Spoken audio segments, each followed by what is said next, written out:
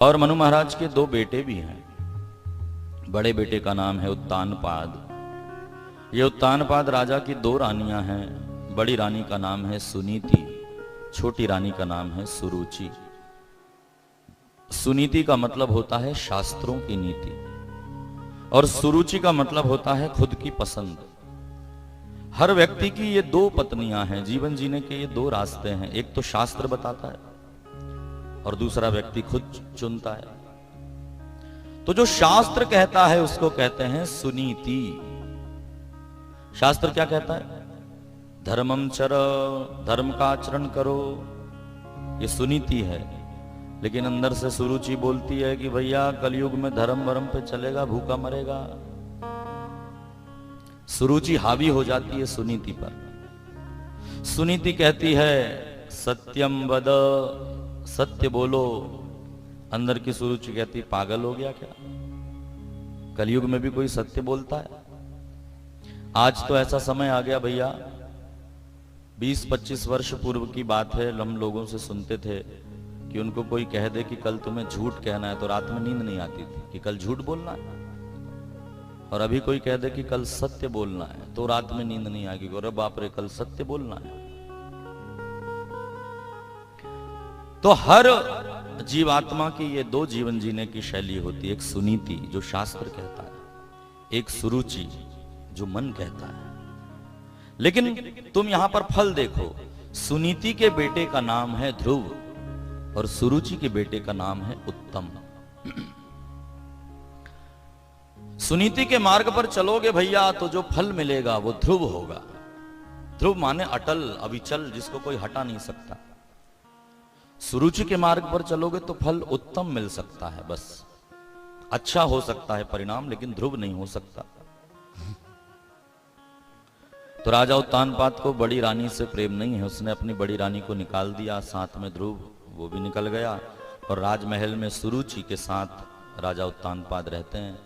एक दिन की बात, राजा उत्तानपाद अपनी छोटी रानी के बेटे उत्तम को गोद में लेकर राज सिंहासन पर बैठे थे और उसी समय खेलते हुए ध्रुव, 5 वर्ष की अवस्था है ध्रुव की, खेलते खेलते आए और अपने पिता की गोद में बैठने की इच्छा प्रकट की।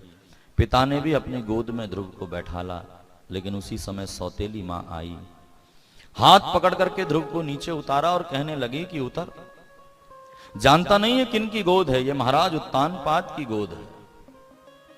और ध्रुव, यदि तुझे अपने पिता की गोद में बैठना है तो तू जंगल जा, जंगल जाकर के तपस्या कर, तपस्या करके भगवान को प्रसन्न कर। और भगवान जब वरदान मांगने के लिए कहें तो ये मांगना कि मुझे सुरुचि मां के गर्भ से पैदा करो। सुरुचि ये कहना चाह रही है बंधुओं कि भगवान में भी ताकत नहीं है कि तुझे अपने बाप की गोद में बैठा ले, वो तो मैं हूं। मुझ जैसी मां के गर्भ से पैदा होने की कामना तू कर, तब अपने पिता की गोद में बैठेगा।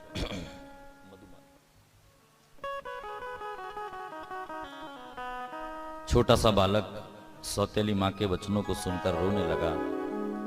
दौड़ा दौड़ा गया अपनी मां सुनीति के पास। मां ने देखा कि बच्चा रो रहा है, गोद में बैठाल करके तम निस्वशंतम स्फुरिताधरोष्ठम सुनीतिनी संग उदुह्य बालम, अपने बालक के आंसू पोंछ करके मां सुनीति ने कहा कि बेटा क्यों रो रहा है? ध्रुव ने सारी बात बताई। सौतेली मां ने कहा है कि तू एक अभागिन मां का पुत्र है। सुनीति ने कहा कि बेटा, भले ही वो तेरी सौतेली मां है, लेकिन उसके साथ शब्द तो मां ही लगा है। मां कोई बात कहती है तो गलत नहीं कहती, तो मुझ अभागिन का पुत्र है। और क्या कहा तेरी मां ने? और ये कहा है कि वन जाकर के मुझे तपस्या करनी चाहिए। सुनीति ने कहा, यह तो बहुत अच्छी बात है। यदि मां कह रही है कि तू भगवान के मार्ग पर जा तो तुझे जाना चाहिए। मां मैं जाऊं? सुनीति ने कहा, हां पुत्र जा, मेरा विश्वास है कि तू भगवान को प्रसन्न करके उनकी प्राप्ति करेगा। छोटे से 5 वर्ष के बालक को आशीर्वाद दिया मां सुनीति ने। मां ने विचार किया, इतना छोटा सा बालक है, जंगल जाएगा, वहां हिंसक पशुओं का भय है, सर्दी गर्मी बरसात सब सहन करना पड़ेगा। लेकिन मां सुनीति है ना, उसको विश्वास है कि इस जगत में कोई अनाथ नहीं है, सबके नाथ भगवान द्वारिका नाथ हैं, परमात्मा इसकी रक्षा करेंगे। परमात्मा पर विश्वास करके मां सुनीति ने अपने बेटे को भेजा। अब देखो, छोटा सा बच्चा क्या जाने कि कहां जाना है, कहां तप करना है, कैसे तपस्या करना है, लेकिन निकल पड़ा भगवान को प्राप्त करने। रास्ते में जा रहा था जंगल की ओर, देवर्षि नारद ने देखा। नारद जी ने देख करके मन में विचार किया कि आहा कितना सुंदर बालक है, क्या तेजस्वी बालक है, छोटी सी बात पर अपने घर को छोड़कर निकल गया। नारद जी ने कहा कि ऐसे शिष्य से गुरु का भी नाम होता है। तो देवर्षि नारद ध्रुव के सामने आए।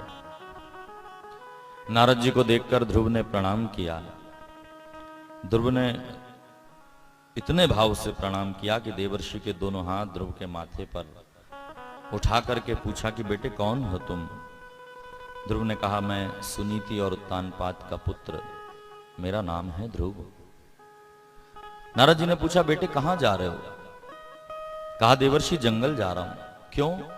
तपस्या करने। क्या होगा तपस्या करने से? कहा, भगवान मिलेंगे। नारद जी ने सोचा कि इसकी सौतेली मां ने कहा है, इसलिए हो सकता है गुस्सा होकर ये आ गया हो। तो देवर्षि नारद ने अपने शिष्य की परीक्षा लेने के लिए कहा कि बच्चे, जंगल में बब्बर शेर मिलता है, भगवान नहीं मिलते। और तुमसे किसने कह दिया कि तुमको भगवान मिलेंगे? अरे बड़े बड़े ऋषि महात्मा कई वर्षों से जंगल में बैठे तपस्या कर रहे हैं, उनको भगवान की झांकी नहीं हुई, तुम्हें मिलेंगे। ध्रुव ने बड़ी शालीनता से उत्तर दिया, महाराज मुझे जरूर मिलेंगे। क्यों? ध्रुव ने कहा, क्योंकि मुझे आप मिल गए हैं, इसलिए मुझे भगवान भी जरूर मिलेंगे। उन लोगों को आप नहीं मिले ना, इसलिए उनको भगवान नहीं मिले, लेकिन मुझे तो आप जैसे सदगुरु मिल गए, इसलिए मुझे भगवान अवश्य मिलेंगे। ऐसा कहकर के ध्रुव ने अपने गुरु महाराज की स्तुति भी कर दी और नारद जी प्रसन्न हुए। नारद जी ने कहा, वाह ध्रुव, पक्का हो गया कि तुम्हें भगवान प्राप्त होंगे। लो, मैं तुम्हें एक मंत्र प्रदान करता हूं, इस मंत्र को लेकर के जाओ, भगवान की मिट्टी की, पाषाण की, लकड़ी की, जिसकी भी मन चाहे उसकी मूर्ति बना करके उसमें प्राण स्थापित करके और इस मंत्र का जप सविधि करो। और ध्रुव को नारद जी ने मंत्र प्रदान किया। कौन सा मंत्र था? द्वादशाक्षरी मंत्र, 12 अक्षर हैं इसमें। वो मंत्र आप सब जानते हैं। कौन सा मंत्र है? ओम नमो भगवते वासुदेवाय। ये 12 अक्षर का मंत्र ध्रुव जी को देवर्षि नारद ने प्रदान किया। इस मंत्र को लेकर ध्रुव बड़े प्रसन्न हुए। गुरु जी ने कहा, ध्रुव विरक्त इंद्रिये रतो भक्ति योगेन भूयसा तम निरंतर भावेन भजेद्याख्या विमुक्तये।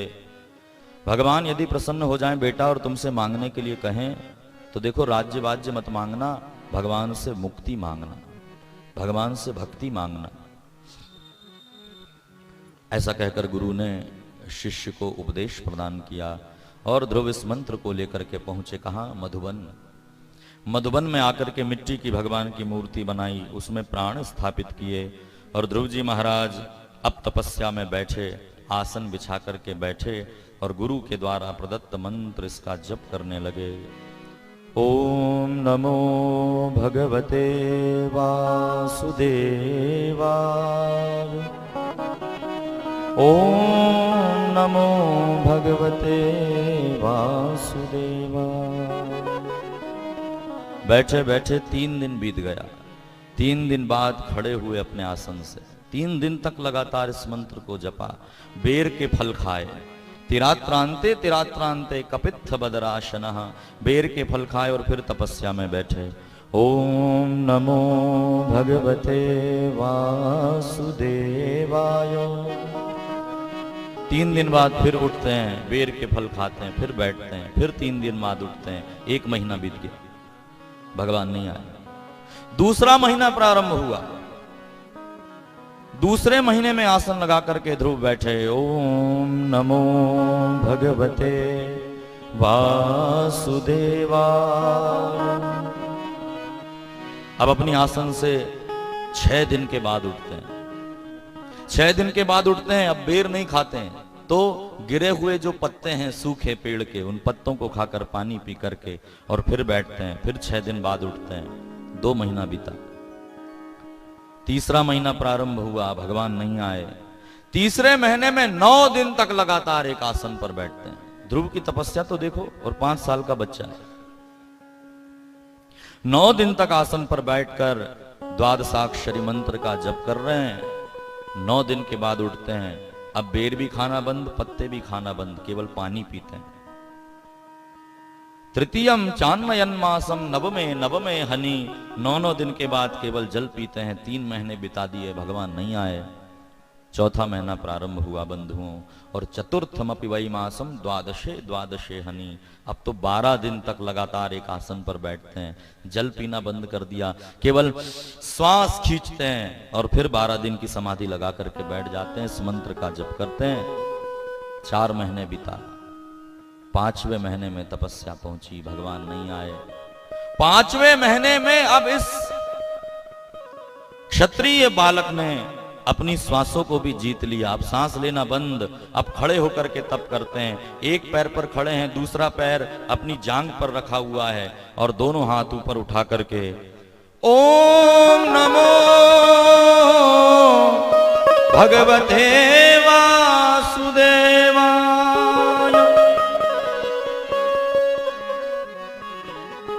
श्वास लेना बंद और इस मंत्र का जाप बड़े भाव से करने लगे। और जब ध्रुव ने सांस लेना बंद किया तो आश्चर्य की बात क्या हुआ, पूरी सृष्टि की सांस रुक गई। क्योंकि ध्रुव की तपस्या ने भगवान के रूप में ध्रुव को एकीकरण में स्थित कर दिया। ध्रुव और ब्रह्मांड ये सब एकमय हो गया। तो जब ध्रुव सांस नहीं ले रहे हैं तो पूरे ब्रह्मांड के सांस रुक गया। देवता घबराए, देवता सीधे भगवान के पास गए कि नाथ नैवम विदामो भगवान प्राण रोधम, हम जानते नहीं कि हमारी सांस क्यों रुकी है। भगवान ने कहा मां भईष्ठ, मैं जानता हूं क्यों रुकी है। क्यों? मेरा छोटा सा 5 वर्ष का भक्त है ध्रुव, तपस्या में लगा है, उसने सांस रोक ली, इसलिए तुम्हारी सांस रुक गई। अभी जाकर के उसको तपस्या से मुक्त करता हूं। और हरि ने हरि अब किया, तुरंत शंख चक्र गदा पद्म लेकर गरुड़ पर बैठकर भगवान ने एक अवतार धारण किया, जिनको हम हरि कहते हैं। हरि का रूप भगवान ने बनाया और तुरंत ध्रुव के सामने मधुवन में जाकर के खड़े हो गए। लीला का दर्शन करिए, वृक्ष के नीचे खड़े होकर के ध्रुव हाथ ऊपर करके आंख बंद करके तपस्या कर रहे हैं और सामने भगवान गरुड़ पर उड़ रहे हैं, खड़े हुए हैं। भगवान ने कहा ध्रुव नेत्र खोलो बच्चे, लेकिन ध्रुव की आंखें बंद। क्यों? क्योंकि हृदय में भगवान की झांकी विद्यमान है। भगवान समझ गए कि इसके हृदय में मेरी छवि विद्यमान है। भगवान ने ध्रुव के अंदर की झांकी को अदृश्य किया। अंदर की झांकी अदृश्य हुई, ध्रुव झटपटाए और जैसे ही नेत्र खुले तो क्या देखते हैं, जो अंदर थे वो बाहर खड़े हैं, गरुड़ पर बैठे हुए, शंख चक्र गदा पद्म लिए। छोटे